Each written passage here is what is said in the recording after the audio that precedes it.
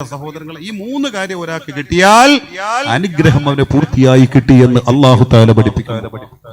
അല്ലാഹുവിന്റെ മുത്തനബി എത്ര വ്യക്തമാക്കി നമ്മെ പഠിപ്പിച്ചു. സയ്യിദുനാ റസൂലുള്ളാഹി.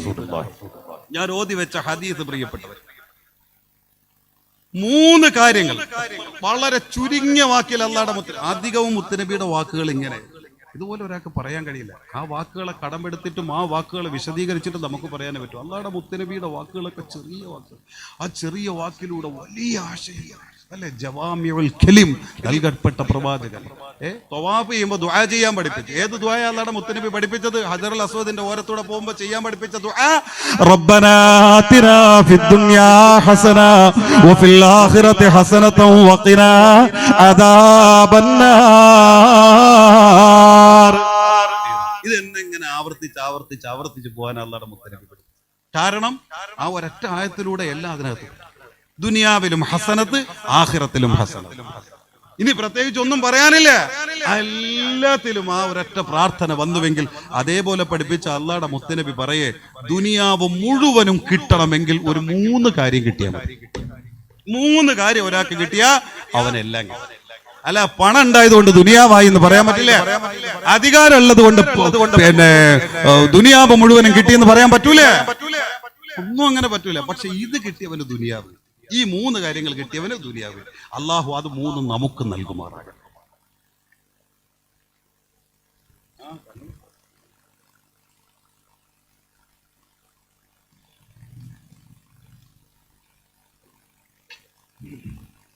ഈ മൂന്ന് കിട്ടിയവന് ദുനിയാവ് മുഴുവനും കിട്ടിയെന്ന് അല്ലാഹുവിന്റെ മുത്തനബി പറയാം. ഏതായി മൂന്നെണ്ണം പ്രിയപ്പെട്ടവരെ? ദുനിയാവ് ഒരു വലിയ വിഷയം തന്നെയല്ലേ എന്ന് പ്രിയപ്പെട്ട. ഞാൻ വിഷയത്തിൽ നിന്ന് വിട്ടുപോകല്ലേ, അതൊക്കെ മനസ്സിലാക്കണം. ഇത് ഈ കിടക്കുന്ന മഹാനൊക്കെ ഉണ്ടെങ്കിൽ എന്തൊക്കെ ഉണ്ടാക്കായിരുന്നു ദുനിയാവിൽ. നമ്മൾ ആഗ്രഹിക്കുന്നത് പോലെ പണം, അതാണ് ദുനിയാവെങ്കിൽ, അതുപോലുള്ള സംഗതികളാണ് ദുനിയാവെങ്കിൽ അവരൊക്കെ എന്തൊക്കെ ഉണ്ടാക്കാറുണ്ട്. ഹാറൂൺ റഷീദ് എന്ന ഭരണാധികാരി, ഞാൻ അവരുടെ ചിന്താഗതി ഇതിന്റെ ഇടയിൽ ഒന്ന് ബറക്കത്തിന് വേണ്ടി കൊണ്ടുവരും, എന്നിട്ട് ഞാൻ ആ വിഷയത്തിലേക്ക് തന്നെ മടങ്ങുക. ഹാറൂൺ റഷീദ് എന്ന ഭരണാധികാരി കേൾക്കാത്തവരുണ്ടാവില്ല. പ്രത്യേകിച്ച് നമ്മളെ മദ്രസകളിലൊക്കെ ആ മഹാന്റെ ചരിത്രമൊക്കെ പഠിപ്പിക്കുന്നുണ്ട്. നബി കുടുംബത്തിൽ ഒരു സയ്യിദാണ്. നമ്മളെ മുമ്പിൽ ഇരിക്കുന്നുണ്ട് ഒരു സയ്യിദ്, ഒരു തങ്ങളിപ്പ് ഇരിക്കുന്നുണ്ട്. അള്ളാഹു അവരുടെയൊക്കെ സുഹബത്ത് കൊണ്ട് നമ്മളെ നന്നാക്കുമാറാകട്ടെ. ഇവരൊക്കെ ആരാ? ഇവരൊക്കെ ഇരിക്കുമ്പോൾ തന്നെ ആ നോട്ടം ഇവിടെ വരൂലേ, മുത്തനബിയുടെ നോട്ടം. അല്ലാഹുവിന്റെ മുത്തനബിയെ സ്വപ്നത്തിലൊക്കെ കാണാൻ അള്ളാഹു തൗഫീഖ് നൽകുമാറാകട്ടെ. അപ്പൊ ഇവരുടെയൊക്കെ വല്യപ്പയാണ് ഹാറൂൺ റഷീദ് എന്ന ഭരണാധികാരി. ഇറാഖിലാണ്. ആ മഹാന്റെ ഓരത്തൊക്കെ അള്ളാഹുടെ തൗഫീഖ് കണ്ട് ഇവനും പോയിരുന്നു. അവരെ സിയാറത്ത് ചെയ്യാനും അവരെ ഓരത്തെത്താനൊക്കെ അള്ളാഹു തൗഫീഖ് തന്നിരുന്നു. അവര് ഭരണാധികാരിയാണ്. ഇറാഖിന്റെ ഭരണാധികാരിയല്ല, ഇസ്ലാമിക ലോകത്തിന്റെ ഭരണാധികാരിയാണ് ഈ ഹാറൂൺ റഷീദ് എന്ന ഭരണാധികാരി. അദ്ദേഹത്തിന് ഒരു മോഹം, ഹജ്ജിന് പോണം. എവിടെ? ഇറാഖിൽ നിന്ന് ഹജ്ജിന് പോണം, മക്കയിലെത്തണം. അതെങ്ങനെ പോണം? ഇന്നത്തെ നമ്മളെ ശിഹാബ് ചോറ്റൂര് പോകുന്നുണ്ടല്ലോ, നടന്നു പോയിട്ട് ഇനി ഏകദേശം 300-350 കിലോമീറ്റർ ഉള്ളൂ ഇന്ത്യ വിടാൻ, അല്ലെ? വാഗ അതിർത്തി കിടക്കാൻ ഇനി അത്രേ ഉള്ളൂ എന്ന് തോന്നുന്നു. അത്രേ ഉള്ളൂ അദ്ദേഹത്തിന്. അള്ളാഹു അദ്ദേഹത്തിന്റെ യാത്ര കബൂലാക്കുമാറാകട്ടെ. നല്ല മഖ്ബൂലും മബ്റൂറുമായ ഹജ്ജും ഉംറയൊക്കെ നിർവഹിച്ച് മടങ്ങാൻ അദ്ദേഹത്തിന് തൗഫീഖ് നൽകുമാറാകട്ടെ. നമുക്കും അള്ളാഹു അതേപോലെ പരിശുദ്ധ ഹജ്ജും ഉംറയും നിർവഹിക്കാനുള്ള തൗഫീഖും അള്ളാഹു നൽകുമാറാകട്ടെ. പ്രോത്സാഹിപ്പിക്കുക, അവർക്ക് വേണ്ടി ദുആ ചെയ്യണമല്ലോ. അതൊക്കെ ഒരു ത്യാഗം തന്നെ. ഇസ്ലാമിന്റെ ഷിയാർ വെളിവാക്കുന്ന നടത്തണം. അതൊക്കെ എന്തോ ആവട്ടെ. ഹാറൂൺ റഷീദ് അതുപോലെ നല്ല പറയാൻ പറ്റൂല. ഹാറൂൺ റഷീദ് എന്ന ഭരണാധികാരിക്ക് അക്കാലഘട്ടത്തിൽ ഒരു മോഹം, നടന്നുകൊണ്ട് ഹജ്ജ് ചെയ്യണം. രാജാവാ. അങ്ങനെ ഉടനെ പട്ടാളക്കാരോട് വിവരം പറഞ്ഞു തീർന്ന് തീയതി നിശ്ചയിക്കപ്പെട്ടതോടുകൂടി രാജാവാണ്. അത് ഏത് രാജാവാ? ചെറിയ ആളല്ല, ഒരു രാജ്യത്തിന്റെ രാജാവല്ല, എന്നാ തന്നെ VVIP. ഇത് അതുമല്ല, ലോകത്തിന്റെ ഭരണാധികാരിയാണ് ഹാറൂൺ റഷീദ്. അപ്പൊ അദ്ദേഹം നടക്കുമ്പോ അദ്ദേഹത്തിന് വേണ്ടിയിട്ട് പച്ച പരവതാനി, നടത്തോക്ക് അങ്ങനെ ആവണ്ടേ, ഇറാഖ് മുതൽ മക്ക വരെ പച്ച പരവതാനി വിരിച്ചു. എന്നിട്ട് അതിലൂടെ നടക്കേണ്ടത്. അങ്ങനെ വിരിച്ചിട്ട് മഹാനരും പരിവാരങ്ങളും ചുറ്റും പട്ടാളം. ആ പട്ടാളത്തിന്റെ കണ്ണ് വെട്ടിച്ചുകൊണ്ട് ഒരു മണൽ പൊടിക്ക് പോലും ഹാറൂൺ റഷീദ് എന്ന ഭരണാധികാരിയുടെ ശരീരത്തിൽ ഒന്ന് തൊടാൻ പോലും പറ്റില്ല എന്ന് അലങ്കാരമായി പറയാൻ പറ്റുന്ന തരത്തിൽ സർവായുധ വിഭൂഷിതയോടെ ചാരക്കണ്ണുകളും കടുക കണ്ണുകളും വിശ്രമിക്കാതെ അശ്രാന്തമായി പരതിക്കൊണ്ട് ഒരൊറ്റ ലക്ഷ്യത്തിലേക്ക് നീങ്ങുന്ന മഹാരാജാവ് ഹാറൂൺ റഷീദ്. റളിയല്ലാഹു അൻഹു വലിയ സയ്യിദാണ് അദ്ദേഹം. നല്ല ഭക്തിയുള്ള നല്ല മഹാൻ. അദ്ദേഹത്തിന്റെ മുമ്പിലെത്തുന്ന വലിയ പണ്ഡിതന്മാരെ കൊണ്ട് വാല് പറയാൻ അവർ വാല് പറയുകയും ചെയ്യുമ്പോൾ പൊട്ടി പൊട്ടി നിലവിളിക്കുന്ന മഹാൻ. അങ്ങനെ അദ്ദേഹത്തിന്റെ ചുറ്റും ഈ പട്ടാളക്കാരുണ്ട്. അവരിടയിലൂടെ ഇങ്ങനെ നടക്കേ ആളിങ്ങനെ നടക്കുക. ലക്ഷ്യം മുഴുവനും കഅബയാണ്. അല്ലാഹുവിന്റെ പരിശുദ്ധമായ കഅബയുടെ ഓരത്തെത്തിയിട്ട് ആ കഅബയുടെ യജമാനനായ റബ്ബിനോടൊന്ന് പൊട്ടി വീഴണം. തന്റെ ദുഃഖങ്ങൾ അവനോട് പറയണം. തന്റെ മനസ്സ് മുഴുവനും റബ്ബിലേക്ക് ലയിക്കണം. തന്റെ പാപക്കറകൾ മുഴുവനും കഴുകിയൊഴുക്കണം. എല്ലാ കുറ്റസമ്മതവും നടത്തണം. അവിടെ നിന്ന് നല്ലൊരു മനസ്സോടുകൂടി മടങ്ങണമെന്ന് ഏതൊരു ഹാജിയുടെ ചിന്ത പോലെ മഹാനായ ഹാറൂൻ റഷീദ് എന്ന ഭരണാധികാരി സഞ്ചരിക്കുന്നു. തന്റെ മനസ്സ് മുഴുവനും അള്ളയാണ്. തന്റെ മനസ്സിലിപ്പോ അധികാരമില്ല. തന്റെ മനസ്സിലിപ്പോ ആഡംബരമില്ല. തന്റെ മനസ്സിലിപ്പോ സുഖ സൗകര്യങ്ങളില്ല. തന്റെ മുമ്പിൽ വില കൂടിയ വാഹനങ്ങളില്ല. തന്റെ മുമ്പിലിപ്പോ ആഡംബര വസ്ത്രങ്ങളില്ല. തന്റെ മനസ്സിലിപ്പോ കുടുംബമോ ഭാര്യയോ ഇല്ല. അള്ളാഹുവിന്റെ ചിന്തയിലേക്കുള്ള യാത്ര പ്രിയപ്പെട്ടവരെ. ഭക്തിയിൽ യാത്രയാണ് യാത്ര. ഇങ്ങനെ യാത്ര നടന്ന് കുറെ കഴിഞ്ഞപ്പോ ആള് ക്ഷീണിച്ചു, തളർന്നു. ഇനി എങ്ങനെ മുന്നോട്ട് പോവാ? ഇനി ഒന്നിരിക്കണം. അപ്പൊ നോക്കിയപ്പോഴത്തേക്ക് ഒരു ചെറിയ മയിൽക്കുറ്റി കണ്ടു. അന്നത്തെ അടയാളം വെക്കുന്ന മയിൽക്കുറ്റി ഉണ്ടല്ലോ. ഈ മയിൽക്കുറ്റി കണ്ടിട്ട് ഈ മയിൽക്കുറ്റിയിലേക്ക് ചെന്ന് ഒരു ഇച്ചിരി നേരെ രാജാവിരിക്കെ മഹാരാജാവ് പക്ഷെ നടത്തൽ ലക്ഷ്യമായതുകൊണ്ട് സിംഹാസനമൊന്നും കയ്യിലില്ല. നേരെ വന്നിട്ട് ഈ മയിൽക്കുറ്റിയിൽ ഇരിക്കുമ്പോ ചുറ്റും പട്ടാളം ഇങ്ങനെ വളഞ്ഞു നിൽക്കുമ്പോ ഈ മയിൽക്കുറ്റിയിൽ വന്നിട്ട് ഒരു ഇച്ചിരി നേരം മഹാനൊരു ക്ഷീണം തീർക്കാൻ വേണ്ടിയിട്ട് ഇരുന്നൊരു ഇച്ചിരി നേരം കഴിയുമ്പോ പെട്ടെന്നൊരു ബഹളം. ഈ ബഹളം സൈന്യം പോലും ചിന്തിച്ചില്ല. നോക്കുമ്പോ മുമ്പിൽ ഒരാൾ വന്നു. ഈ പറയപ്പെട്ട സൈന്യത്തിന്റെ ഒക്കെ കണ്ണു വെട്ടിച്ച് ഇടിച്ചു പൊളിച്ച് നേരെ അകത്തേക്ക് കയറി രാജാവിന്റെ മുമ്പിൽ നെഞ്ച് നിവർത്തി പിടിച്ചു നിൽക്കേ. ഈ പട്ടാളക്കാരെ ഒരു മനുഷ്യന് ധൈര്യം ഉണ്ടാവില്ല. കാരണം ഇസ്ലാമിക ലോകത്തിന്റെ അമീറെ അദ്ദേഹത്തിന്റെ മുമ്പിൽ ചെന്ന് നിൽക്കാൻ ഒരാൾക്കും ധൈര്യമില്ല. പക്ഷെ അദ്ദേഹത്തിന്റെ മുമ്പിൽ വന്ന് നിൽക്കേ ഒരാള് കണ്ടാൽ ഒരു ഭ്രാന്തൻ, മുടിയൊക്കെ വളർത്തി ജടകെട്ടിയ വലിയ താടിയൊക്കെ ആയിട്ട് ഒരു കീറി പറഞ്ഞ വസ്ത്രം ധരിച്ച തനി ഫക്കീർ, പച്ച ഫക്കീർ അദ്ദേഹം വന്നിട്ട് മുമ്പിൽ നിൽക്കേ. ശരീരമൊക്കെ പൊടി പിടിച്ചിട്ടുണ്ട്. മണലിന്റെ പൊടി പിടിച്ചിരിക്കുന്ന ശരീരത്തോടെ, കുഴിഞ്ഞുപോയ കണ്ണുകളോടെ, എല്ലുന്തിപ്പോയ കവിൾത്തടത്തിലൂടെ, രോമങ്ങളിലൂടെ, ശരീരങ്ങളിലൂടെ മെലിഞ്ഞുപോയ അടിമ വന്ന് നിൽക്കുന്ന ഹാറൂൻ റഷീദ് എന്ന രാജാവിന്റെ മുമ്പിലേക്ക് വന്ന് നിന്നുടനെ പട്ടാളക്കാർ അന്തം വിട്ടു. അവരുടനെ കടന്നു പിടിച്ചു. ആര് നിൽക്കാൻ പറഞ്ഞു? ആരുടെ മുമ്പിലാ? രാജാവിന്റെ മുമ്പിൽ. കൈ തട്ടിക്കളഞ്ഞു. വിടടാ എന്റെ കൈ, തുടരുതെന്റെ കൈ. അതൊക്കെ ഭയം വരല്ല. അതിനുടനെ കൈവിട്ടു. ഉടനെ ഖലീഫ പറഞ്ഞു കൈവിട്ടേക്ക്, അയാളെ കൈവിട്ടേക്ക്, അയാൾക്ക് എന്താ പറയാനുള്ളതെന്ന് കേൾക്കട്ടെ. കൈവിടാൻ പറഞ്ഞു. കൈവിട്ടു. ഉടനെ ഹാറൂൻ റഷീദ് എന്ന ഇസ്ലാമിക ലോകത്തെ ഭരണാധികാരിയുടെ മുമ്പിൽ ഈ സൈന്യങ്ങൾ നോക്കി നിൽക്കേ നെഞ്ചു വിരിച്ചുകൊണ്ട് നട്ടെല്ല് നിവർത്തിയിട്ട് അന്നുവരെ അങ്ങനെ ഒരു ധൈര്യമുള്ള മനുഷ്യനെ ഖലീഫ കണ്ടിട്ടില്ല.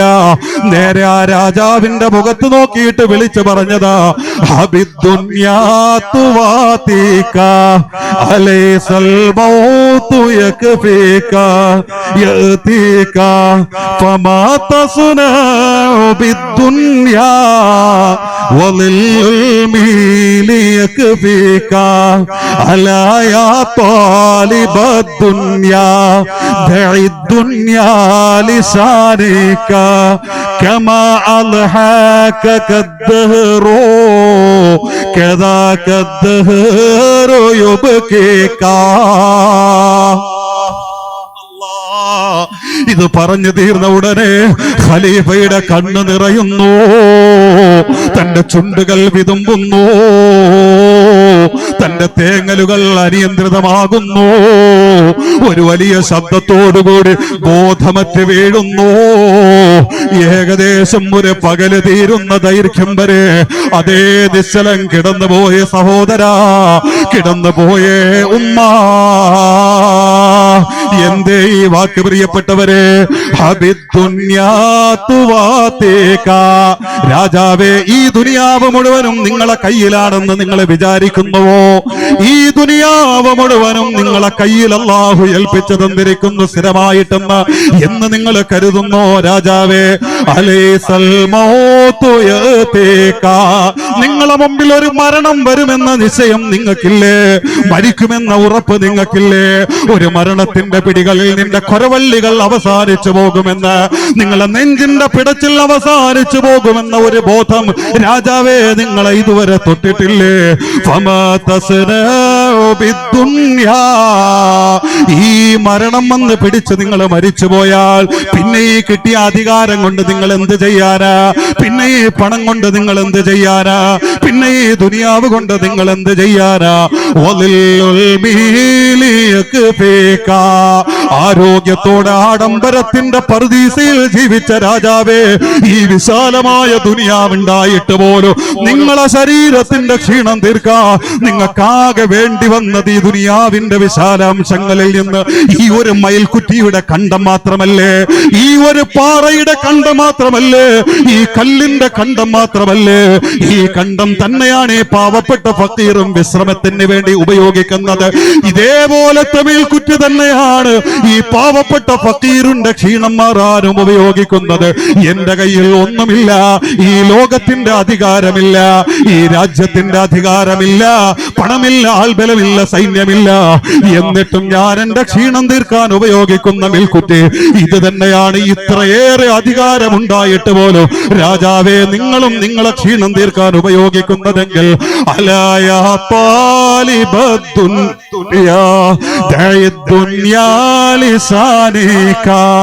ഈ ദുനിയാവ് നിങ്ങൾക്ക് നിങ്ങളെ ശത്രുക്കൾക്ക് വലിച്ചെറിഞ്ഞു കൊടുത്തുകൂടെ? എന്തിനാണ് ഈ ദുനിയാവിന്റെ പിന്നാലെ പായുന്നത്? അല്ല, ദുനിയാവ് തേടുന്ന മനുഷ്യ, ഒരു രാജാവിനോടാണ് പറയുന്നതെന്നോർക്കുക. വെറും ഐഹിക സുഖത്തിന് വേണ്ടി ജീവിക്കുന്ന മനുഷ്യ, എന്തിനാണടാ ദുനിയാവിന്റെ പിന്നാലെ? അത് വലിച്ചെറിയ്, അത് തീരെഴുതി കൊടുക്ക്. ഈ അധികാരത്തിന്റെ അപ്പകഷ്ണങ്ങൾ വേണ്ടെന്ന് വെക്ക്. അത് നിന്നോട് അസൂയയുള്ള, നിന്നോട് ശത്രുതയുള്ളവർക്ക് നീ വലിച്ചെറിഞ്ഞു കൊടുക്ക്. കാരണം എന്തെന്നറിയുമോ? ഇപ്പൊ നീ വല്ലാതെ ചിരിക്കുന്നുണ്ട്. അധികാരം നിന്റെ കയ്യിലാണ്, ആൾബലം നിന്റെ കയ്യിലാണ്. നിന്റെ വലത് കയ്യിന്റെ ചൂണ്ടുവിരൽ ഒന്ന് അന്തരീക്ഷത്തിലേക്ക് ഉയർത്തി അനക്കുമ്പോ അതിന്റെ ആശയം എന്താണെന്ന് തിരിച്ചറിഞ്ഞുകൊണ്ട് നിനക്ക് വേണ്ടി ചാവേറുകളാകാൻ വേണ്ടിയിട്ട് എണ്ണമറ്റ പട്ടാളക്കാർ ഉണ്ടെന്നുള്ള അനുഭൂതിയാണ് നിനക്ക്. അതുകൊണ്ട് തന്നെ മനസ്സുകൊണ്ട് നീ ചിരിക്കുകയാണ്. പക്ഷേ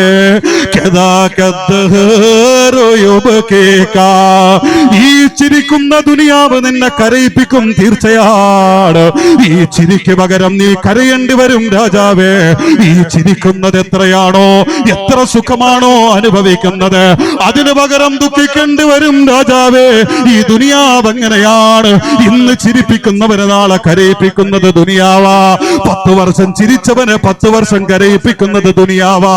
അതുകൊണ്ട് ഈ ദുനിയാവിന്റെ സുഖത്തിൽ നീ ആർത്തിപ്പെടണ്ട, നിന്റെ കണ്ണ് മഞ്ഞളിക്കണ്ട എന്ന് വിളിച്ചു പറഞ്ഞതിന്റെ പേരിൽ ഈ രാജാവ് വിതുമ്പി പൊട്ടുന്നു. ഒരു വലിയ അട്ടഹാസത്തോടെ ബോധമറ്റ് വീഴുന്ന പ്രിയപ്പെട്ടവരെ, ആരാണ് ഈ വലിയ മഹാനെന്നറിയുമോ?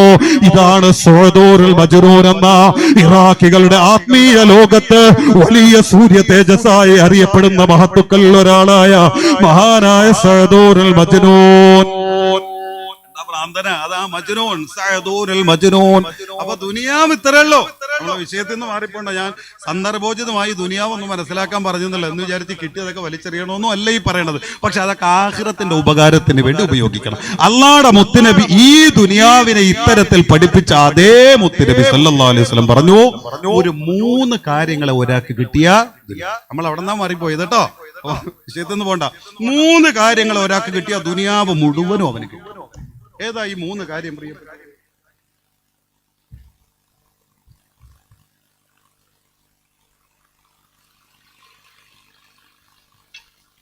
ഈ 3 കാര്യം കിട്ടിയിട്ടും അവന്റെ ദുനിയവിയായ സങ്കടവും ദുഃഖവും ടെൻഷനും മാറുന്നില്ലെങ്കിൽ പിന്നെ ആ ദുഃഖം മാറൂല. ആഖിറത്തിന്റെ ദുഃഖം വേണം, മരിക്കുമല്ലോ, ഖബറിലല്ലേ, മഹ്ശറയിൽ വരുമല്ലോ, അല്ലാഹുവിന്റെ ഹിസാബ്, നരകം. ആ ദുഃഖം എന്തായാലും ഒരു മുഅ്മിനിന് വേണ്ടതാണ്. ഈമാനുള്ള മനസ്സിന് അത് തിളയ്ക്കും. ഇതല്ല, ദുനിയാവിൽ ഈ 3 ഒരാൾക്ക് കിട്ടിയിട്ടും അവന്റെ മനസ്സിനകത്ത് വീണ്ടും ദുഃഖമാണെങ്കിൽ ആ ദുഃഖം മാറൂല. അതവന്റെ ശരീരത്തെ നശിപ്പിക്കാനും അവന്റെ ഹാർട്ടിനെ നശിപ്പിക്കാനും അവൻ തന്നെ ക്ഷണിച്ചു വരുത്തുന്ന ദുഃഖമാണ്. അപ്പൊ അത് നമുക്ക് ഉണ്ടാകാനും പാടില്ല. മനസ്സിനെ അതിൽ നിന്നൊക്കെ മാറ്റിയിടണം എന്റെ പ്രിയപ്പെട്ടവരെ. ഏതാത് മൻ അസ്ബഹ ആമിനം ഫീ സർബി മുആഫൻ ഫീ ബദനി ഇൻദഹു ഖൂതു യൗമി. മൂന്നെണ്ണം വളരെ ചുരുങ്ങിയ നബി തങ്ങൾ പറയാം. ഇതേ മൂന്നെണ്ണം നമുക്ക് 2 ദിവസം വാഴ പറയാം അല്ലേ. ഈ മൂന്നെണ്ണം ഒരാൾക്ക് കിട്ടിയാൽ ഫകഅന്നമാ ഹീസത് ലഹു ദുനിയാ ബിഹദാഫീരിഹാ. ദുനിയാവ് മുഴുവനും കിട്ടിയവൻ അവനാണ്. ദുനിയാവ് വാരി വലിച്ച് റബ്ബ് നൽകിയത് അവനാണെന്ന് അബൂ റബിയല്ല പ്രിയപ്പെട്ടവരെ, കള്ളം പറയാത്ത നാവിന്റെ ഉടമ സയ്യിദുനാ വഹബീബുനാ റസൂലുള്ളാഹി. ഏതാ മൂന്നെണ്ണം? മൻ അസ്ബഹ ആമിനം ഫീ സർബി. കേട്ടോ, ഒരാള് നേരം പുലർന്ന് എഴുന്നേറ്റു. ആ നേരം പുലർന്ന് എഴുന്നേക്കുമ്പോ ആമിനം ഫീ സർബി, അന്നവന്റെ മനസ്സിനകത്ത് നിർഭയത്വമാണ്. ഇന്ന് ഞാൻ എന്റെ ജോലിക്ക് പോകുന്ന സ്ഥലങ്ങളിൽ എനിക്ക് ശത്രുക്കളില്ല. ഇന്ന് ഞാൻ പള്ളിയിൽ നിസ്കരിക്കാൻ പോകുമ്പോ ആശങ്കയില്ല, ഭയമില്ല, പേടിയില്ല. എനിക്ക് അസൂയാലുക്കളുടെ സെറില്ല, എനിക്ക് ശത്രുക്കളുടെ ഉപദ്രവം വരില്ല, എനിക്ക് വേണ്ടി പതിയിരിക്കുന്ന അപകടങ്ങൾ ഇന്ന് എനിക്കില്ല. എന്റെ ജോലി സ്ഥലത്ത് എന്റെ കർമ്മലക്ഷ്യത്തിലേക്ക് പോകുമ്പോ ഇവിടെ എന്നും എനിക്ക് അത്തരത്തിലുള്ള ആരെയും പേടിക്കാനില്ല. ഇങ്ങനെയാണ് ഒരാൾക്ക് രാവിലെ എഴുന്നേക്കാൻ അല്ലാഹു തൗഫീഖ് നൽകുന്നതെങ്കിൽ. അങ്ങനെയാണോ എണീച്ചത്? അങ്ങനെയാണോ എണീച്ചത്? ഞാനങ്ങനെ എണീച്ചു. അതുകൊണ്ട് തന്നെ ഇത് അറിഞ്ഞതിന് ശേഷം ഞാൻ എൻ്റെ റബ്ബിനെ സ്തുതിക്കാറുണ്ട്. കാരണം ഒരാളെ പേടിച്ചിട്ടോ, ഒരാൾ എന്നെ ഇങ്ങനെ തകർക്കുമെന്നോ, അങ്ങനെ നശിപ്പിക്കുമെന്നോ, ഇന്ന രീതിയിൽ എനിക്ക് പണിയുമെന്നോ, അങ്ങനെ സീർ ചെയ്യുമെന്നോ, ഇങ്ങനെയൊന്നും ഒരു പേടിയില്ലാതെ എന്നെ വിശ്വാസം അള്ളാഹു അവസാനം വരെ നിലനിർത്തി തരുമാറാകട്ടെ. അപ്പൊ ഇത് ഒരാൾക്ക് കിട്ടിയാൽ മിക്കവാറും എല്ലാവരും അങ്ങനെ തന്നെ ആവും അല്ലേ? മിക്കവാറും ആളുകൾ അങ്ങനെ തന്നെ ആവും. എഴുന്നേക്കുക ഇരിക്കട്ടെ. 2 മുആഫൻ ഫീ ബദരിഹി. രാവിലെ എഴുന്നേക്കുമ്പോ ശരീരത്തിന്റെ രോഗത്തിന്റെ ലക്ഷണങ്ങളില്ല. ഇന്ന് തലവേദനയാണ്, എനിക്ക് പ്രഷറാണെന്ന് തോന്നുന്നു, മകനെ വിളിക്ക്, പറയേണ്ട അവസ്ഥ വരുന്നില്ല. രാവിലെ എഴുന്നേക്കുമ്പോ എന്റെ മനസ്സിന് എന്റെ വയറിന്റെ ഉള്ളറയിൽ നിന്ന് വല്ലാത്ത വേദന പോലെ, ഛർദിക്കാൻ മുട്ടുന്നത് പോലെ, മകനെ വിളിക്ക്, ഹോസ്പിറ്റലിൽ പോകണം, പറയാൻ വരുന്നില്ല. രാവിലെ എഴുന്നേക്കുമ്പോ മുആഫൻ ഫീ ബദനിഹി. നിന്റെ കാലിന് വേദന, നിസ്കരിക്കാൻ വയ്യ. നിന്റെ നടുവിന് വേദന, എനിക്ക് നിന്ന് നിസ്കരിക്കാൻ വയ്യ. നിന്റെ കണ്ണിന് വല്ലാത്ത വേദന, നിന്റെ ചെകിടിന്റെ വേദന. എത്രയോ ആളുകൾ പറയുമ്പോ എന്റെ സഹോദരാ, രാവിലെ എഴുന്നേക്കുന്ന നേരത്ത് തഹജ്ജുദിനാകട്ടെ, അതല്ലെങ്കിൽ സുബ്ഹിക്ക് വേണ്ടിയിട്ടാകട്ടെ, എഴുന്നേക്കുന്ന നേരത്ത് മുആഫൻ ഫീ ബദനിഹി, നിന്റെ ശരീരത്തിന് നല്ല ആരോഗ്യം അല്ലാഹു തന്നിട്ടുണ്ട്. എഴുന്നേറ്റത്. അപ്പൊ 1 നിർഭയത്വം, ആശങ്കയില്ല, പേടിയില്ല. 2 ആരോഗ്യത്തോടെ എഴുന്നേറ്റു. മൂന്നാമത്തത് ഇൻദഹു ഖൂതു യൗമിഹി. അന്നത്തെ ദിവസം തനിക്കും തന്റെ കുടുംബത്തിനുമുള്ള ഭക്ഷണത്തിന്റെ വക അല്ലാഹ് തനിക്ക് തന്നിട്ടുണ്ട്. നാളത്തെ കാര്യം നാളെ മരിച്ചുപോയാലോ? അപ്പൊ അതല്ല, ഇന്ന് എഴുന്നേറ്റ് നിൽക്കുമ്പോ ഇന്നെന്റെ മക്കൾക്ക് ഞാൻ എങ്ങനാ ഭക്ഷണം കൊടുക്കുന്നത് പേടിയില്ല. ഇന്നെന്റെ ഭാര്യയ്ക്ക് ഞാൻ എന്താ ഭക്ഷണം കൊടുക്കുന്നത് പേടിയില്ല. ഇന്നെന്റെ വയസ്സായ ഉമ്മയുണ്ട്, ബാപ്പയുണ്ട്, ഞാൻ അവർക്ക് എന്ത് ഭക്ഷണമാ കൊടുക്കുക, എന്റെ കയ്യിൽ ഒന്നുമില്ല. അങ്ങനെ ചിന്തിക്കേണ്ട അവസ്ഥയില്ല. അന്നത്തെ ദിവസത്തെ ഭക്ഷണം അവനും അവന്റെ ആശ്രിതർക്കും വേണ്ടത് അള്ളാഹു അവന് ഒരുക്കി കൊടുത്തിട്ടുണ്ട്. അത് വീട്ടിൽ തന്നെ വേണമെന്നില്ല. ഇനി ഇന്ന് അതിന്റെ പൈസ തന്നെ വേണമെന്നില്ല. ഇന്ന് ജോലി എടുത്തിട്ടുണ്ടായാലും മതി, അല്ലെങ്കിൽ മാസ ശമ്പളം കൃത്യമായിട്ട് കിട്ടുമ്പോ ഒക്കെ ആവും. അതിന് വേണ്ടതൊക്കെ റബ്ബ് തന്നിട്ടുണ്ട്, അങ്ങനെ മതി. ഇല്ലാത്തവരുണ്ടോ? ഇല്ല. ഈ 3 സംഗതി ഒരാൾക്ക് കിട്ടിയാ, 1 രാവിലെ എഴുന്നേക്കുമ്പോ നിർഭയത്തോടെ, ഒന്നിനെ കുറിച്ചും ഒരു ശത്രുവിനെ കുറിച്ചും പേടിയില്ല. മൃഗമാകട്ടെ, മനുഷ്യരാകട്ടെ, ഏത് തരത്തിലായാലും വഴിമുടക്കുന്നവരോ ജോലി മുടക്കുന്നവരോ അങ്ങനെ ഒരു പേടിയില്ല. 2 നല്ല ആരോഗ്യത്തോടെ എഴുന്നേക്കുന്നു. എനിക്ക് എന്തെങ്കിലും തരണം എന്റെ മക്കൾക്ക് ഭക്ഷണം വാങ്ങാൻ, അതുമില്ല. അന്നത്തെ ഭക്ഷണം അല്ല ഒരുക്കിയിട്ടുണ്ടെങ്കിൽ നീയാട് മുതലാളി സഹോദരാ, എന്റെ പുറക്കാട്ട ഉമ്മ, ഈ അനുഗ്രഹം അല്ല നിനക്ക് തന്നിട്ടുണ്ടെങ്കിൽ ഈ പുറക്കാട്ട സമ്പന്ന നീയാണുമ്മ. എന്റെ പ്രിയപ്പെട്ട സഹോദരാ, ഈ 3 അനുഗ്രഹം നീ നേരം വെളുത്തെഴുന്നേക്കുമ്പോ നിനക്ക് നിന്റെ റബ്ബ് തന്നിട്ടുണ്ടെങ്കിൽ ഇവിടത്തെ സമ്പന്നൻ നീയാണ്, ഇവിടത്തെ മുതലാളി നീയാണ്. ഇത് അബൂ റബീന്റെ വാക്കല്ല, അല്ലാഹുവിന്റെ മുത്തനബി ആ ശരീരങ്ങളിൽ അല്ലാഹു വരദാനമായി തന്ന ആരോഗ്യത്തെ എല്ലാ രീതിയിലും പരിപാലിക്കണമെന്ന്, സംരക്ഷിക്കണമെന്ന് ലോകത്തോട് വിളിച്ചു പറഞ്ഞ, ജീവിതം കൊണ്ട് ലോകത്തോട് വിളിച്ചു പറഞ്ഞ മുത്തനബിയുടെ വാക്ക. ഈ മൂന്ന് സംഗതികൾ ഓരോ ദിവസം എഴുന്നേൽക്കുമ്പോഴും അല്ലാഹു ഓരോ അടിമയ്ക്കും നൽകുന്നുണ്ടെങ്കിൽ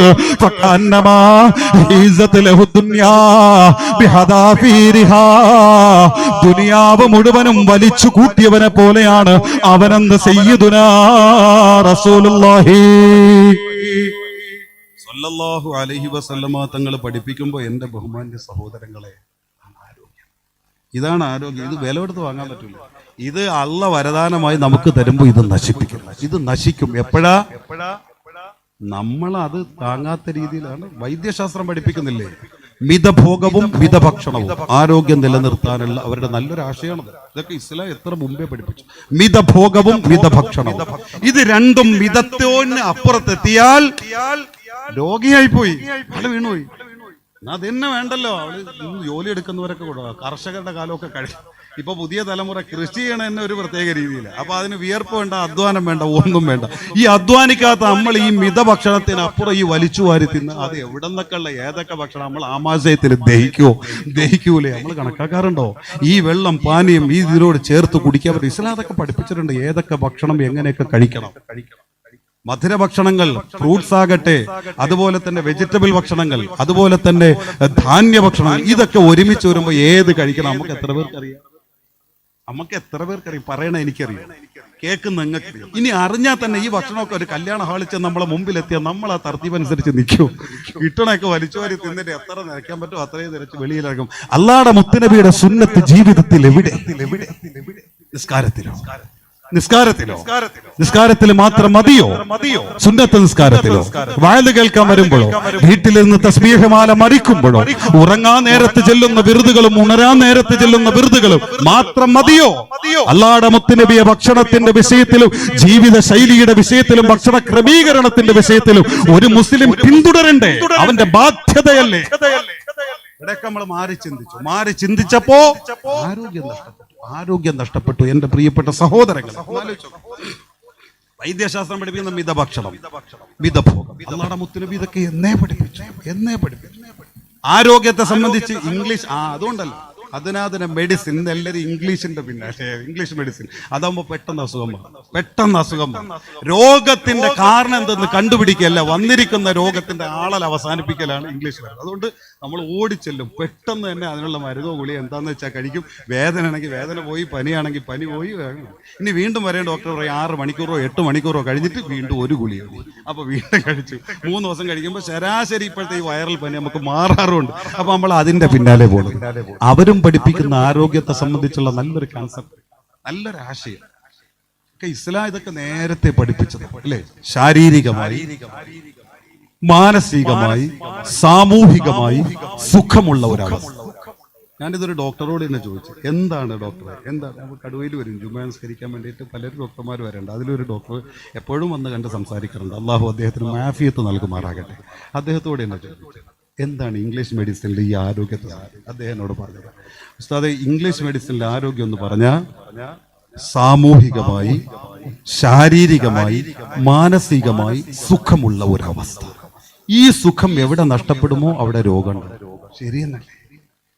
ആലോചിച്ച്, ഇത് ശരിയെന്നല്ലേ? ശാരീരികമായി സുഖം വേണം, മാനസികമായും സുഖം വേണം, അല്ലെങ്കിൽ മനസ്സ് പൊട്ടും, തകർന്നു പോകും. ആ മനസ്സിന്റെ തകർച്ച ശരീരത്തൊക്കെ ബാധിക്കും. പ്രഷർ കയറി, അല്ലെ, ടെൻഷൻ കയറി, പ്രഷർ, ടെൻഷൻ, ഹൈപ്പർ ടെൻഷൻ പറയുന്നവരല്ലേ നമ്മൾ, അല്ലെ? സാമൂഹികമായും സുഖമില്ലെങ്കിൽ അപ്പോഴും ദുഃഖം തന്നെ. ശരീരത്തിനും ആത്മാവിനും മനസ്സിനും ഒക്കെ ദുഃഖം തന്നെ. അതൊന്നും വരാതിരിക്കാൻ ഇതൊന്നുമില്ലാത്ത സുഖമുള്ള ഒരവസ്ഥ, ഈ അവസ്ഥയാണ് ആരോഗ്യം. എന്നല്ലേ അള്ളാഹുവിന്റെ മുത്തനബി നേരത്തെ പഠിപ്പിച്ച 3 കാര്യം. നിനക്ക് രാവിലെ എഴുന്നേൽക്കുമ്പോൾ നിനക്ക് ഭയമില്ല, സാമൂഹികമായ മനസ്സിന്റെ സുഖം. 2, ഇന്ന് ഞാൻ എൻ്റെ കുടുംബത്തിന് എന്ത് ഭക്ഷണം കൊടുക്കുമോ എന്നൊരു ആവലാതിയും പേടിയും നിനക്ക്, മാനസികമായിട്ടുള്ള സുഖം. അതുപോലെ തന്നെ എഴുന്നേൽക്കുമ്പോൾ രോഗത്തിന്റെ ലക്ഷണങ്ങൾ നിന്റെ ശരീരത്തിനില്ല, ശാരീരികമായ സുഖം. ഇത് 3 അല്ലേ? ഇത് മൂന്നുള്ള അവസ്ഥയിൽ ഏതെങ്കിലും തരത്തിൽ മാറ്റം വന്നാൽ പ്രകൃതി ചികിത്സകർ അതിന്റെ കൂട്ടത്തിൽ പറയും ആത്മീയ സുഖവും. അതിപ്പോ ഇംഗ്ലീഷ് മെഡിസിൻ പോകുന്നുണ്ട് ആ മേഖലയിലൊക്കെ. ആത്മീയ സുഖവും കൂടി വേണം, എന്നാലേ ഒരാൾക്ക് ആരോഗ്യം. ആരോഗ്യത്തെ സംബന്ധിച്ച് ഇസ്ലാമിന്റെ കാഴ്ചപ്പാടൊക്കെ എത്ര വലുതായി എൻ്റെ പ്രിയപ്പെട്ടവരെ, എത്ര അമിതമായി ഭക്ഷണം. അല്ലാഹുവിന്റെ മുത്തനബിയുടെ മുമ്പിലേക്ക് ഒരു സ്വഹാബി ഒരിക്കൽ കടന്നു. നബിയുടെ മജ്ലിസിൽ ഇരുന്നു കൊണ്ടൊരു ഏമ്പക്കം തന്നെയല്ലേ നമ്മളിപ്പോ ഏമ്പക്കം തന്നെയല്ലേ നമ്മളെ ഏമ്പക്കം അല്ലേ? അമിതമാകുമ്പോ ഏമ്പക്കം പറയാം. ഈ ഏമ്പക്കം എപ്പോഴാ പറഞ്ഞത്? അധികവും നിറഞ്ഞിട്ടാ, വായുവിന് നിൽക്കാൻ സ്ഥലമില്ലാത്ത രീതിയിൽ വരുമ്പോഴാണ് ഈ ഏമ്പക്കം വിടുന്നത്. അല്ലാഹുവിന്റെ മുത്തനബിയുടെ സദസ്സിൽ ആരും അങ്ങനെയൊന്നും വിടാറില്ല. കാരണം അവരുടെ ശൈലി എൻ്റെ മുത്തനബി എങ്ങനെ ഭക്ഷണം കഴിക്കും, മുത്തനബി കഴിക്കാനിരിക്കുന്ന ശൈലി പോലും ഒരടിമയിരിക്കുന്നത് പോലെ. അതായത് നമ്മൾ അത്തഹിയാത്തിന്റെ ആദ്യത്തെ അത്തഹിയാത്തിൽ ഇരിക്കുന്ന ഇരുത്തല്ലേ, ഇതേപോലെ ഇരുന്നു കൊണ്ട് ഭക്ഷണം കഴിക്കുന്ന അല്ലാഹുവിന്റെ മുത്തനബി, ഞാൻ എൻ്റെ റബ്ബിന്റെ അടിമയാണ്, ഒരടിമയുടെ ഇരുത്തം മതി എനിക്കിരുന്ന് ഭക്ഷണം കഴിക്കാൻ, ഒരടിമ ഭക്ഷിക്കുന്ന ഭക്ഷണവും മതി എനിക്ക് കഴിക്കാനെന്ന് ലോകത്തോട് വിളിച്ചു പറഞ്ഞ ഒരനുസരണയുടെ അടിമയുടെ ദൗത്യം എന്താണെന്ന് ലോകത്തെ ജീവിതം കൊണ്ട് പഠിപ്പിച്ച നബി മുഹമ്മദ് മുസ്തഫ. ഇപ്പൊ ആധുനിക മെഡിക്കൽ സയൻസ് പഠിപ്പിക്കുന്നുണ്ട്, ആ ഇരുത്തുണ്ടല്ലോ ഒരു മനുഷ്യന്റെ ആന്തരിക അവയവങ്ങളെ എങ്ങനെയൊക്കെ സൃഷ്ടിക്കപ്പെട്ടുവോ അതിന്റെ അതേ രീതിയിൽ ആ അവയവങ്ങളൊക്കെയും ഇരിക്കുന്ന ഇരുത്തം ആ ഇരുത്തത്തിൽ കഴിക്കുന്ന ഭക്ഷണം നേരെ ആമാശയത്തിൽ എത്തുന്നു. എങ്ങോട്ടും തള്ളൂല, എങ്ങോട്ടും കയറൂല, ഇക്കിള് പൊട്ടൂല, അതില്ല ഇതില്ല, അവിടെ കുടുങ്ങിയില്ല ഇവിടെ കുടുങ്ങിയില്ല, നേരെ ഭക്ഷണം എത്തേണ്ടടുത്ത് എത്തുന്ന നബിത്തങ്ങളുടെ എന്താ നബി കഴിക്കുക? അത് ഇൻഷാല്ലാ സമയം ഉണ്ടെങ്കിൽ വലിയ വിവരിക്കാം. ഈ സ്വഹാബി നബിയുടെ മജ്ലിസിലെത്തി നബി ഇങ്ങനെ വസങ്ങിച്ചുകൊണ്ടിരിക്കുന്നതിന്റെ ഇടയിൽ ഒന്നായി രണ്ടായി നബിത്തങ്ങൾ ചോദിച്ചു, എന്താണോ ഇതെന്ത് ശൈലിയാ? ഇസ്ലാമിന്റെ സംസ്കാരമോ? അതിന് മാത്രം ഭക്ഷണം കഴിച്ചോ? ഭക്ഷണം കഴിച്ച് പള്ള നിറച്ചോ? നീ അറിഞ്ഞോ, നാളെ പടച്ച റബ്ബിന്റെ മുമ്പിൽ എത്തിയിട്ട് പരദാഹത്തിൽ മനുഷ്യൻ പിടയുമ്പോ അവിടെ വെച്ചുകൊണ്ട് ഈ ദാഹത്തിന്റെ ശമനത്തിന് വേണ്ടി എന്റെ കയ്യിൽ നിന്നോ അല്ലാഹു തആല നിശ്ചയിച്ച പാവപ്പെട്ട അടിമകൾ വെള്ളം വാങ്ങിച്ചു കുടിക്കുമ്പോ അധികവും ഇവിടെ വിശന്ന് ജീവിച്ചവരാണ്, ഇവിടെ ദാഹത്തോടെ ജീവിച്ചവരാണ്. ആദ്യം എന്റെ കയ്യിൽ നിന്ന് വെള്ളം കുടിക്കുക, സ്വർഗത്തിന്റെ വെള്ളം കുടിക്കുക. ഇവിടെ നിന്ന് പള്ള നിറച്ച് ഭക്ഷണം അമിതമായി കഴിച്ചവരാരോ, ഇവിടെ നിന്ന് അമിതമായി വെള്ളം ഭുജിച്ചവരാരോ, നാളെ അവിടെ വന്നാൽ വെള്ളം അവർക്ക് കിട്ടാൻ ഒരുപാട് താമസം വരുമെന്നോ, അവർക്ക് ആ വെള്ളം കിട്ടില്ലെന്നോ, പരദാഹത്തിൽ തൊണ്ടപൊട്ടി നിലവിളിക്കേണ്ടി വരുമെന്നുള്ള അർത്ഥത്തിൽ അല്ലാഹുവിന്റെ മുത്തുനബി അവിടെ വെച്ചുകൊണ്ട് മിതഭക്ഷണത്തിന്റെ സുന്ദരമായ സന്ദേശം സ്വഹാബത്തുൽ കിറാമിലൂടെ ലോകത്തെ പഠിപ്പിച്ചുവെങ്കിൽ ഇസ്ലാമിന്റെ കാഴ്ചപ്പാടായ എന്റെ പ്രിയപ്പെട്ടവരെ, ഇസ്ലാമിന്റെ കാഴ്ചപ്പാട് അല്ലാഹുവിന്റെ ആരോഗ്യപരമായി ഖുർആൻ എന്ത് പറഞ്ഞു അറിയണ്ടേ നമ്മൾ? ഖുർആൻ എന്ത് പറഞ്ഞു, ഒത്തിരി ഹദീസുകൾ എന്ത് പറഞ്ഞു, സമയം ഇങ്ങനെ ചുരുങ്ങി എന്നാലൊന്ന് കേട്ടു. ഇസ്ലാം ഇതൊക്കെ വ്യക്തമാക്കി പഠിപ്പിക്കുന്നുണ്ട്. അള്ളാഹു നമുക്ക് നല്ല ആരോഗ്യം നൽകുമാറാകും. ആരോഗ്യത്തിന് എന്ത് വേണം ഇൻഷാ അല്ലാഹ്, അത് ഇതിന്റെ ഇടയിൽ മുത്തുനബി തന്നെ നമ്മളെ പഠിപ്പിക്കുന്നു. ആ വഴിയിലേക്ക് നമുക്കൊന്ന് സംഘടിപ്പിക്കും. ഹാറൂൺ റഷീദ് എന്ന ഞാൻ നേരത്തെ പറഞ്ഞ ഭരണാധികാരിയില്ലേ, അദ്ദേഹത്തിന്റെ ഡോക്ടർ നേരത്തെ പറഞ്ഞതുപോലെ ഒരു നസ്രാണിയായിരുന്നു, കൊട്ടാര വൈദ്യൻ. കാരണം യൂനാനിക്കാരൻ, കാരണം അത് പറഞ്ഞിട്ട് കാര്യമില്ല, അറബികളും ഗ്രീക്കുകാരും ഒക്കെ അന്ന് ഈ ചികിത്സാ സമ്പ്രദായത്തെയാണ് ആശ്രയിക്കുന്നത്, അവലംബം. അത് തന്നെയാണ് അതിന്റെ മാർഗവും, പ്രചാരം സിദ്ധിച്ചതും വിജയിച്ചതും ആ മാർഗം. അതുകൊണ്ട് തന്നെ ഈ നസ്രാനിയായ ഈ വൈദ്യനാണ് ഹാറൂൺ റഷീദ് എന്ന ഭരണാധികാരിയുടെയും ഡോക്ടറുടെയും. അയാള് തക്കം നോക്കിയിട്ട് കിട്ടുന്ന സമയത്തൊക്കെയും ഇസ്ലാമിനെ ഒന്ന് കുത്തി നോവിക്കാൻ ശ്രമിക്കാറുണ്ട്. അതിപ്പോ തുടങ്ങിയല്ല, പണ്ടേ ഇവരുടെ ആ രക്തത്തിൽ ഊട്ടപ്പെട്ടതാണ്. ഇസ്ലാമിനെ എവിടേക്ക് ഒന്ന് തൊടാൻ പറ്റുമോ, അവിടേക്ക് ഒന്ന് കുത്താൻ പറ്റുമോ, ഉത്തരം മുട്ടിക്കാൻ പറ്റുമോ, അങ്ങനെ ഒരു ഉത്തരം മുട്ടിക്കുക, ഇത് അവരുടെ പണ്ടേയുള്ള ശൈലിയാണ്. അങ്ങനെ അലിയുൻ സൈനുൽ ആബിദീൻ എന്ന അന്നത്തെ വലിയ പണ്ഡിതനായ നബി കുടുംബത്തിലെ അലി റളിയല്ലാഹു അൻഹുവിന്റെ പരമ്പരയിലെ പ്രിയപ്പെട്ട സയ്യിദായ വലിയ പണ്ഡിതൻ ഒരിക്കൽ കൊട്ടാരത്തിലേക്ക് കടന്നു ചെല്ലുക. കർബലയിൽ നിന്ന് രക്ഷപ്പെട്ട അലി റളിയല്ലാഹു അൻഹുവിന്റെ പിൻഗാമിയായ പ്രിയപ്പെട്ട അലിയുൻ സൈനുൽ ആബിദീൻ എന്ന കുട്ടി. ഈ ഷിയാക്കൾ അവരുടെ 12 ഇമാമിയങ്ങളെ എണ്ണുമ്പോൾ അക്കൂട്ടത്തിൽ എണ്ണുന്ന അവരുടെ ഇമാമായി കാണുന്ന വലിയ പണ്ഡിതൻ അലിയുൻ സൈനുൽ ആബിദീൻ. അത് അവരെണ്ണയാണ് കേട്ടോ, അല്ലാതെ അവരെ പണ്ഡിതനൊന്നും അല്ലത്.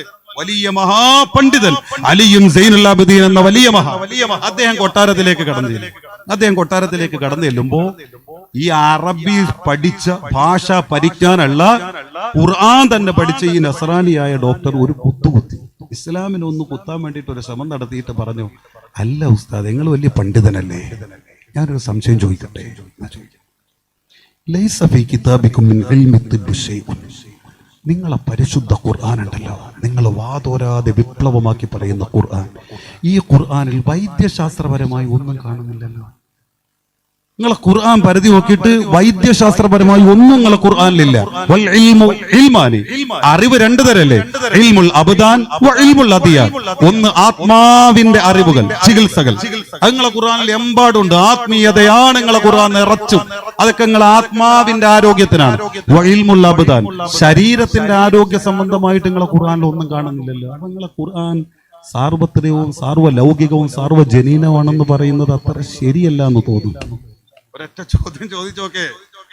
ഈ ചോദ്യം ചോദിച്ച് കഴിഞ്ഞ ഉടനെ അലിയുൻ സൈനുൽ ആബിദീൻ എന്ന വലിയ മഹാനൊരു ചിരിച്ചിരിച്ചു, ലാഘവത്തോടെ മറുപടി പറഞ്ഞു. ഖദ് ജമഅ അല്ലാഹു അത്തിബ്ബ കുല്ലഹു ഫീ നിസ്ഫി ആയത്തിൻ മിൻ കിതാബി. അയാൾ ചോദിച്ചത് നിങ്ങളെ ഖുർആനിൽ ഒരു ആയത്തി പോലും ഇല്ലല്ലോ, നിങ്ങളെ വിശാലമായ ഖുർആനിൽ ഒരു ആയത്തി പോലും ഇല്ലല്ലോ എന്നാ ചോദിച്ചത്.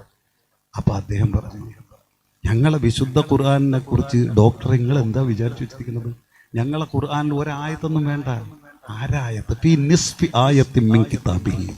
അല്ലാഹുവിന്റെ ഖുർആനിൽ നിന്നുള്ള ഒരായത്തിന്റെ ഒരു ചെറു കണ്ടത്തിൽ വൈദ്യശാസ്ത്രം മുഴുവനും അല്ലാഹു പറഞ്ഞിട്ടുണ്ട്.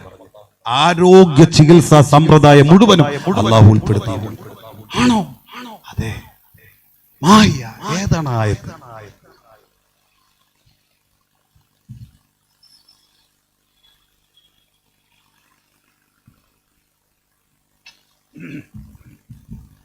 നിങ്ങൾ ആയത്ത് ഒരു ആയത്തിന്റെ പകുതിയിൽ പറഞ്ഞിട്ടുണ്ടോ? അതെ, പകുതി.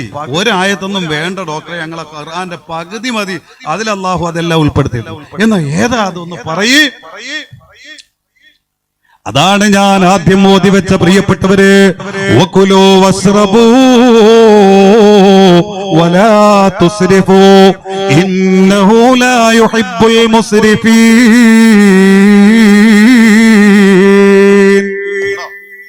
ചെറിയ ആയത്ത്, ഒരായത്തിന്റെ പകുതിയിൽ അള്ളയെല്ലാം ഉൾപ്പെടുത്തി. വകുലൂ വസ്റബൂ വലാ തുസ്രിഫൂ ഇന്നഹു ലാ യുഹിബ്ബുൽ മുസ്രിഫീൻ.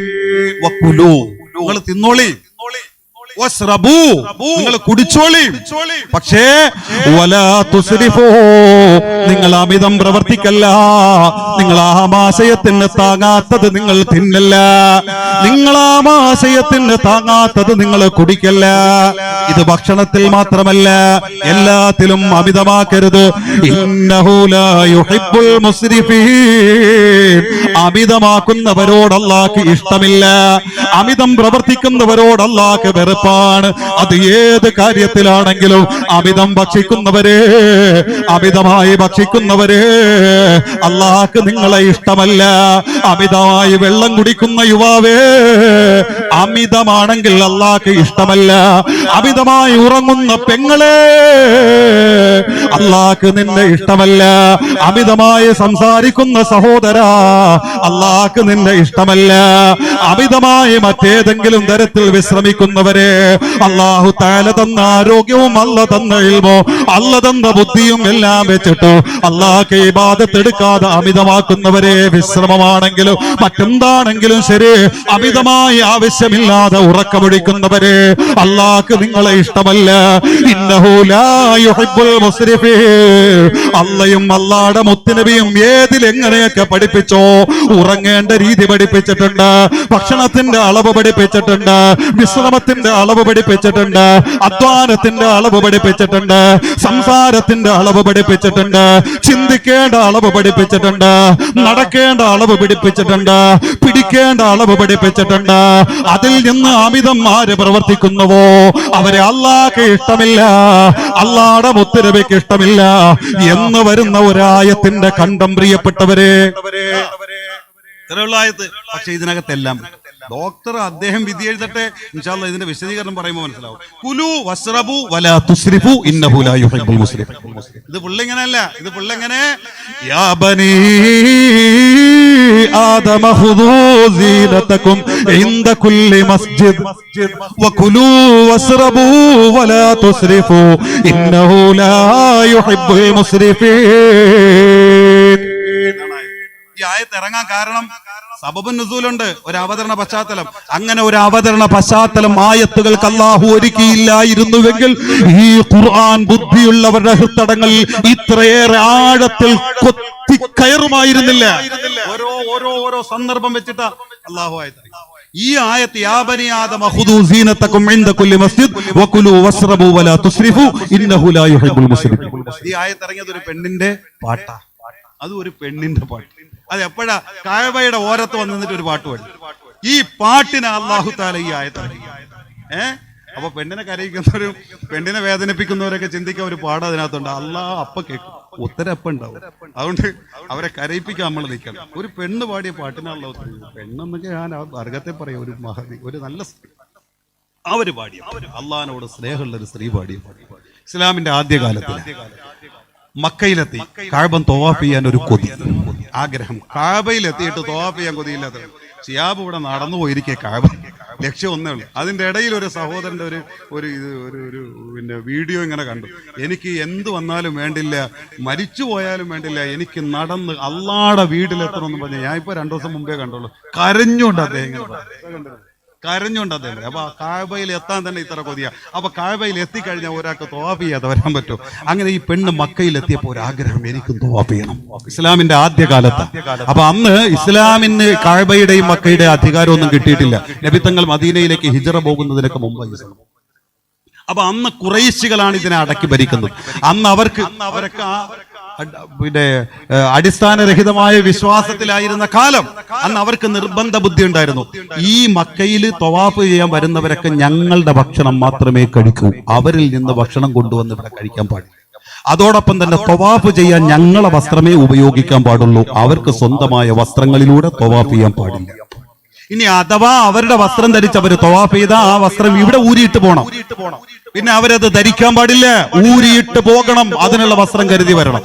അതല്ലേ ഞങ്ങളെ വസ്ത്രത്തിൽ തവാഫ് ചെയ്യണം. അങ്ങനെ ഞങ്ങളെ വസ്ത്രവും വാങ്ങാൻ അവർക്കില്ലേ, അവര് വിവസ്ത്രമായി തവാഫ് ചെയ്യണം, നഗ്നരായി തവാഫ് ചെയ്യണം. എന്നിട്ട് അവരെ വസ്ത്രം ധരിച്ചു പോകണം. ഇതല്ലാതെ വേറെ ഒരൊറ്റ മാർഗമില്ല. വെളിയിൽ നിന്ന് ഒരു വസ്ത്രം കൊണ്ടുവന്നിട്ട് അവർക്ക് തവാഫ് ചെയ്യണം. ഇത് അന്നത്തെ ഖുറൈശികളായ മേലാളന്മാരുടെ അന്നത്തെ അടിസ്ഥാനരഹിതമായ സമ്പ്രദായങ്ങളിൽ ഒന്ന്. ആയിരക്കണക്കിനുണ്ടല്ലോ, അതിൽപ്പെട്ട ഒന്ന്. ഇസ്ലാം അധികാരം കിട്ടിയതിനു ശേഷം ഇതൊക്കെയും ഉടച്ചു വാർത്തു അല്ലാഹുവിന്റെ മുത്തനബി. അതുമായി ബന്ധപ്പെട്ട് സല്ലല്ലാഹു അലൈഹി വസല്ലം. അങ്ങനെ ഈ പെണ്ണും വന്നു. അവരവിടെ വന്നിട്ട് അവർക്ക് തവാഫ് ചെയ്യാൻ കൊതി. ഇങ്ങനെ തവാഫ് ചെയ്യും. അവിടെ അന്വേഷിച്ചു, ചോദിച്ചൊക്കെ പറഞ്ഞു, നിങ്ങളെ വസ്ത്രം ധരിച്ച് തവാഫ് ചെയ്യാൻ പറ്റൂല. അപ്പൊ നിങ്ങൾ ഒന്നിരിക്കൽ നിങ്ങൾ ഈ വസ്ത്രം ധരിച്ച് തവാഫ് ചെയ്താൽ നിങ്ങളെ വസ്ത്രം ഇവിടെ ഊരിയിട്ടിട്ട് പോകണം. അപ്പൊ അതിന് വേറെ വസ്ത്രമില്ല. അപ്പൊ പിന്നെ ഖുറൈശികളുടെ വസ്ത്രം വാങ്ങണം, അതിന് പൈസയില്ല. എന്നാ പിന്നെ നഗ്നമായി തവാഫ് ചെയ്യണം. ഇതില്ലെങ്കിൽ തവാഫ് ചെയ്യാതെ മടങ്ങാനേ പറ്റും. കുറെ നേരം ആലോചിച്ചു, ഞാൻ എന്താ ചെയ്യാ? പോകാൻ തീരുമാനം. പക്ഷെ പോകാൻ മനസ്സ് പറഞ്ഞില്ല. കാരണം ഇബ്രാഹിം നബി അലൈഹിസ്സലാം പോലും പൊട്ടിക്കരഞ്ഞുകൊണ്ട് ദുആ ചെയ്ത പരിശുദ്ധമായ കഅബ, ഫലാ തുഖ്സിനി യൗമ യുബ്അസൂൻ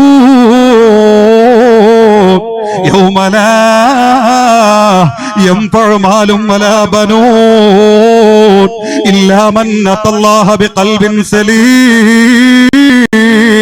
എന്റെ റബ്ബേ, നിന്റെ പരിശുദ്ധമായ കഅബയുടെ ഓരത്ത് നിന്നുകൊണ്ട്, ആ നിശ്ചലമുള്ള മഹിതമായ കഅബയുടെ ഓരത്ത് നിന്നുകൊണ്ട് ഈ പാവപ്പെട്ട ഇബ്രാഹിം നിന്നോട് യാചിക്കുന്നു റബ്ബേ, ഈ ഇബ്രാഹിമിനെ നാണം കെടുത്തരുതേ അല്ലാ, ഈ ഇബ്രാഹിമിനെ കളിയാക്കരുതേ അല്ലാ, ഈ ഇബ്രാഹിമിനെ അവഹേളിക്കരുതേ അല്ലാ, ഈ ഇബ്രാഹിമിനെ അപമാനിക്കരുതേ അല്ലാ. ഇബ്രാഹിം നബി പോലും ദുആ ചെയ്ത ആ പരിശുദ്ധ ദുആ പൊട്ടി വീണ പരിശുദ്ധമായ കഅബ, ഒരുപാട് പ്രവാചകന്മാരുടെ തിരുശരീരങ്ങൾ വിശ്രമിക്കുന്ന പരിശുദ്ധ കഅബ, ഓരോ സെക്കൻഡിലും എണ്ണമറ്റ അല്ലാഹുവിന്റെ മാലാഖമാരിറങ്ങുന്ന പരിശുദ്ധമായ കഅബ, ലക്ഷക്കണക്കിന് അടിമകളുടെ കണ്ണീരുകൊണ്ട് അലങ്കരിക്കപ്പെട്ട കഅബ, ഒരുപാട് പേരുടെ തേങ്ങലുകളിലൂടെ അല്ലാഹു ഉത്തരം നൽകിയ പരിശുദ്ധമായ കഅബ, ആർക്കാ കഅബയുടെ ഓരത്തെത്തിയിട്ട് മടങ്ങാൻ പറ്റുക? പെണ്ണിനും കഅബ തവാഫ് ചെയ്തേ പറ്റൂ. ഇനി എന്താ മാർഗം?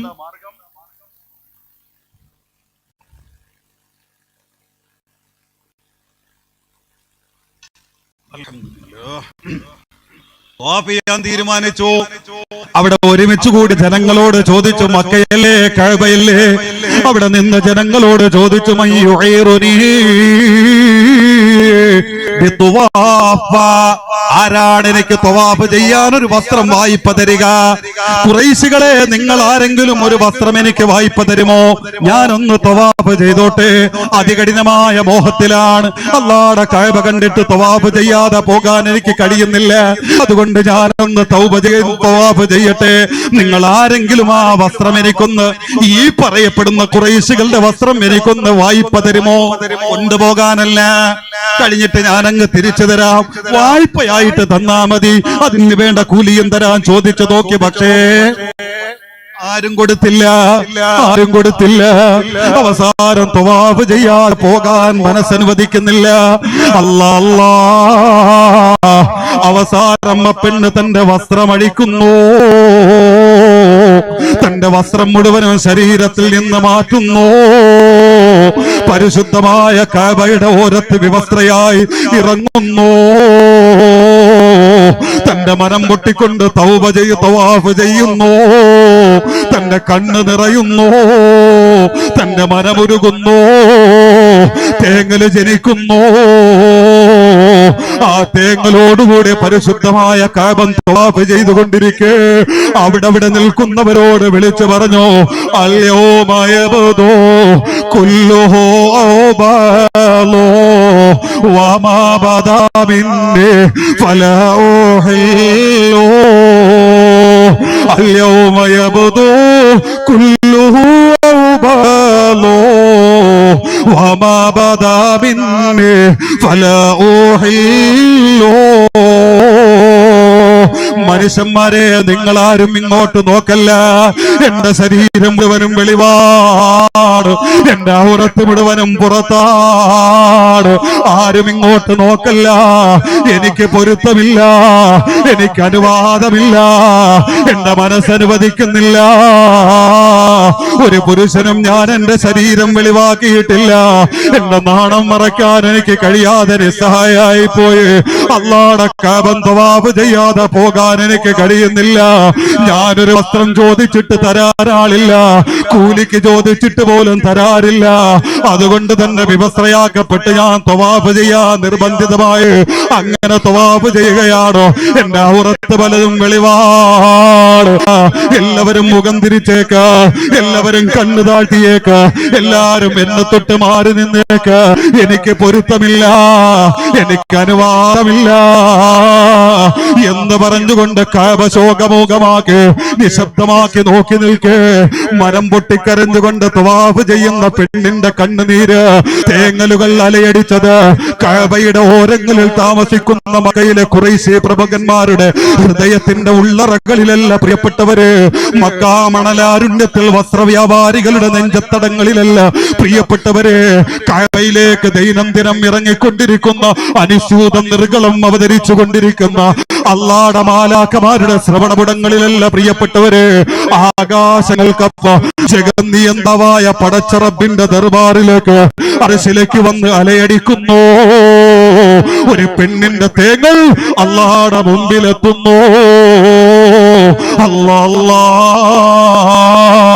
ആ തേങ്ങലിന് അല്ലാഹു തആല നൽകിയ ഉത്തരമാണ്.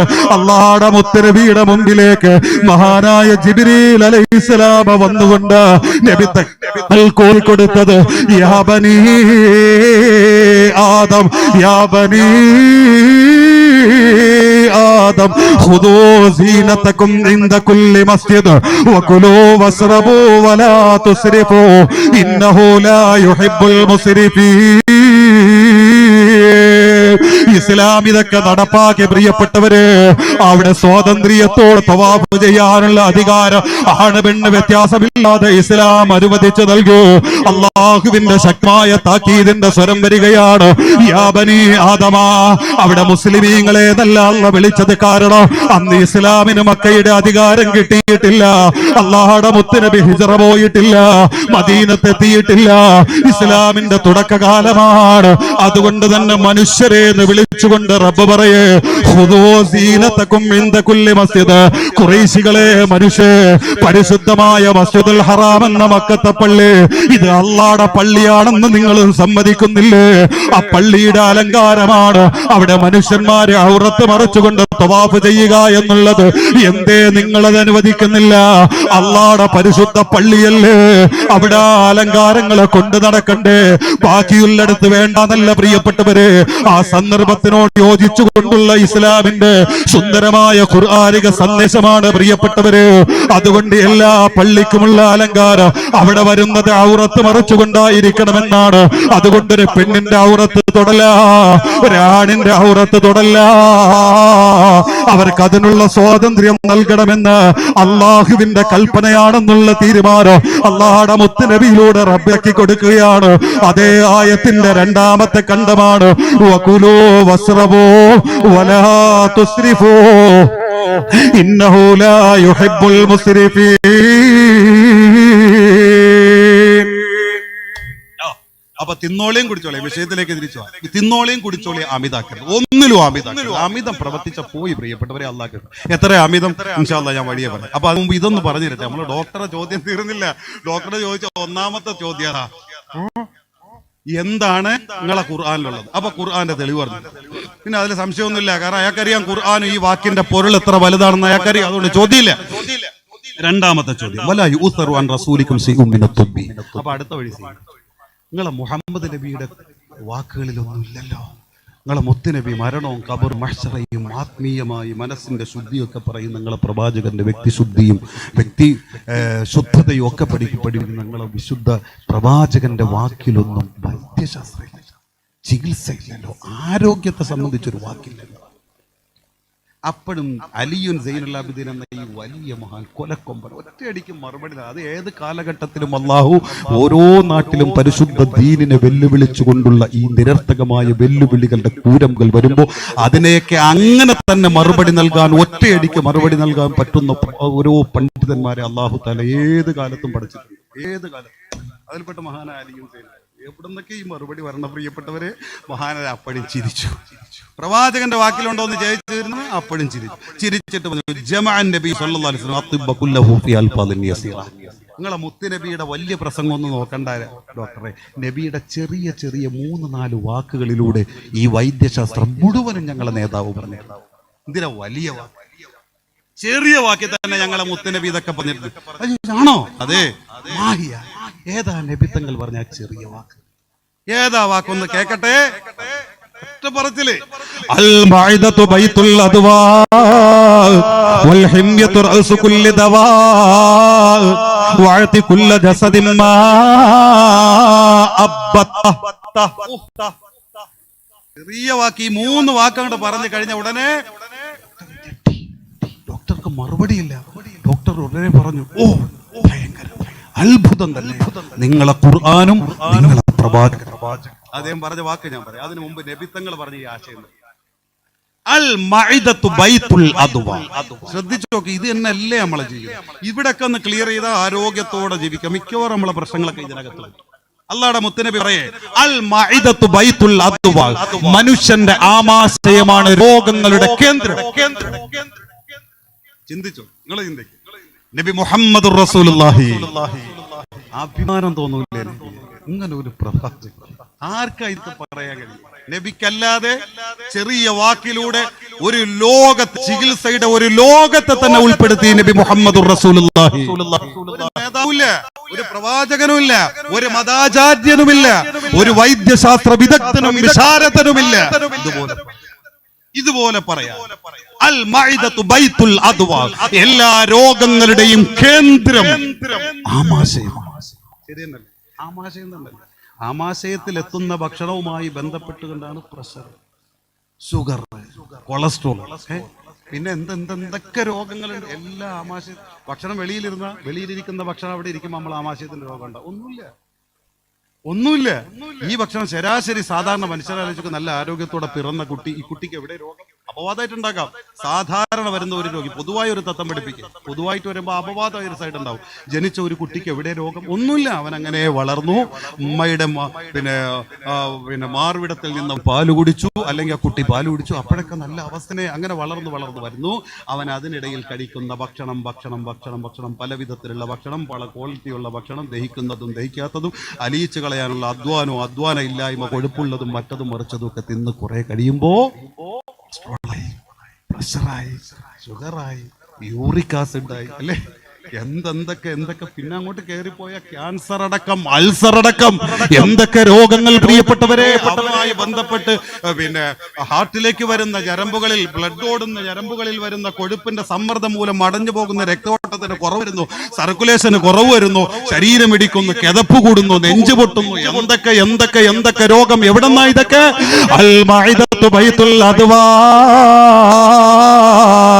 എല്ലാ രോഗങ്ങളുടെയും കേന്ദ്രം ആമാശയമാണ്. ആമാശയം സൂക്ഷിച്ചോളാനാണ് നബി പറഞ്ഞത്. അതുകൊണ്ട് അത് സൂക്ഷിച്ചോളാനാണ് നബി പറഞ്ഞത്. അങ്ങനെയുള്ളതേ കഴിക്കാവൂന്ന്. തീർന്നില്ല. എല്ലാ ചികിത്സകളുടെയും മൂലകം, എല്ലാ ചികിത്സകളുടെയും അടിസ്ഥാനം, എല്ലാ ചികിത്സകളുടെയും കേന്ദ്രം ഈ ആമാശയത്തിന് ദഹിക്കാത്തതും പറ്റാത്തതും താങ്ങാത്തതും നൽകാതിരിക്കലാണ്.